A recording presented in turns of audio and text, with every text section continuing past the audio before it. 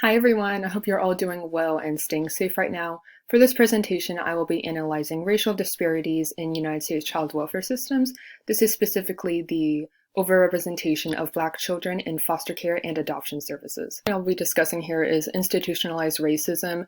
This is going to be about a history of racial segregation prior to the civil rights movement and how federal laws and policies prioritize white children from wealthy families. Next, I will talk about poverty and how Black children coming from low-income families are heavily represented in foster care populations. Geographic location is also a contributing factor to this social conflict due to the fact that white neighborhoods have an easier access to social services than Black neighborhoods. Topic here, foster care and adoption. This is the main highlight of my presentation.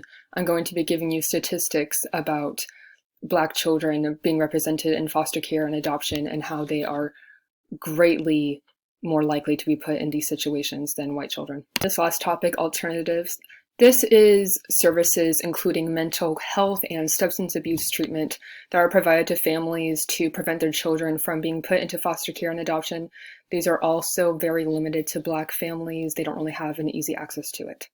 Until the civil rights movement that the conflict of Black children being overrepresented in these social services became a widespread debate.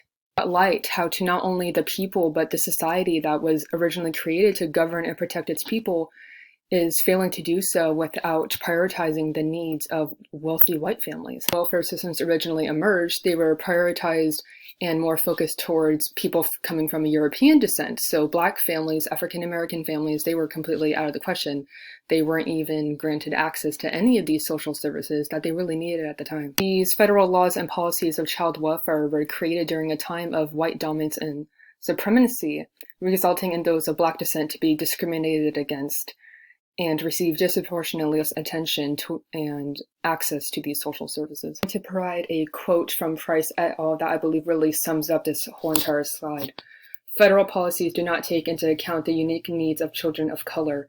Racism is embedded into the structure of society and institutions, unjustly impacting the child welfare laws and systems that reinforce an unequal treatment of Black families. There are faults that can be identified within the system itself.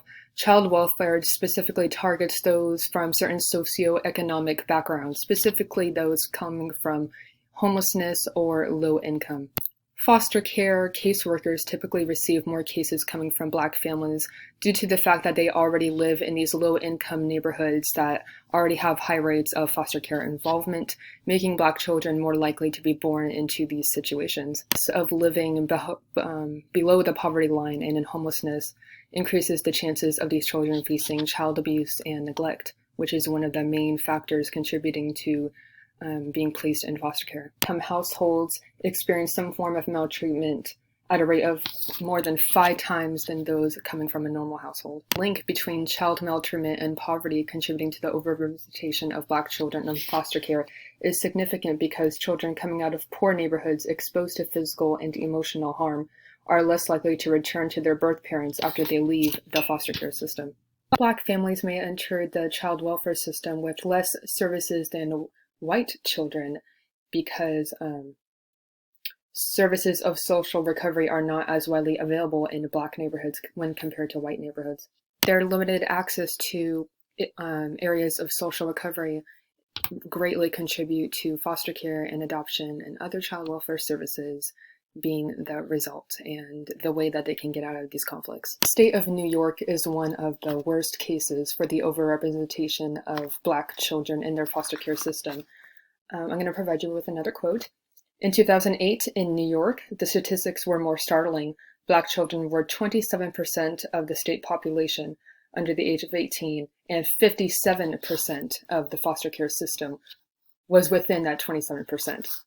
So although Black children represent a relatively small percentage of the statewide population, they represent more than double that percentage in foster care populations. And when you look at the number of white children in the child welfare systems in New York, they represent maybe less than 30% of the population. The state of Illinois, same thing. Black children represent more than 3 times their statewide population in foster care. 3 times.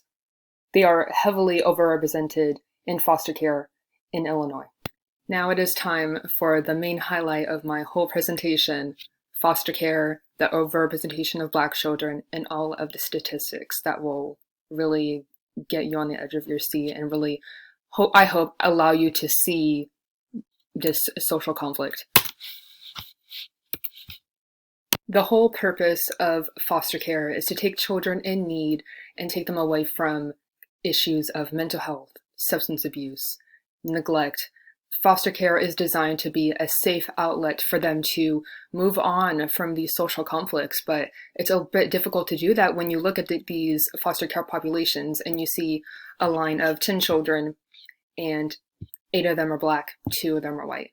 That is the overrepresentation that I'm talking about within foster care populations. Black children are more likely to be placed in foster care and wait a longer time of being removed from the foster care system than white children. Black children are nearly twice as likely than white children to remain in the foster care system for more than 5 years. Adoption can be an alternative to foster care. It can also be a way of foster care children to leave the system through being adopted by a foster care parent. Adoption Assistance and Child Welfare Act made it mandated for those leaving the foster care system to be placed into families that are closely blood related to them. This seems like a very positive way for Black children to be able to leave the foster care system after being in there for so long.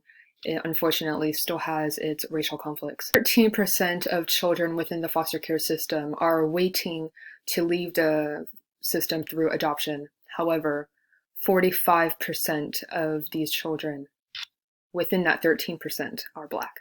Black children are also adopted at a lower rate of white children, but what really caught my attention was the cost difference of adopting a Black child versus adopting a white child.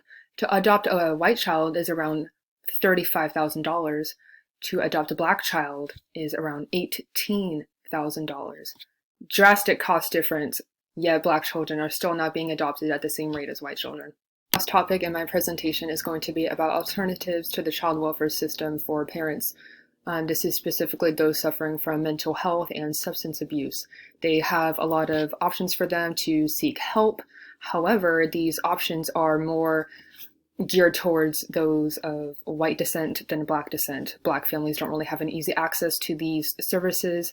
This ultimately results in a higher increase in their children being represented in child welfare systems. End of my presentation. Thank you so much for taking the time to watch. I hope you really fully understood the overrepresentation of Black children in child welfare systems. Thank you. Take care.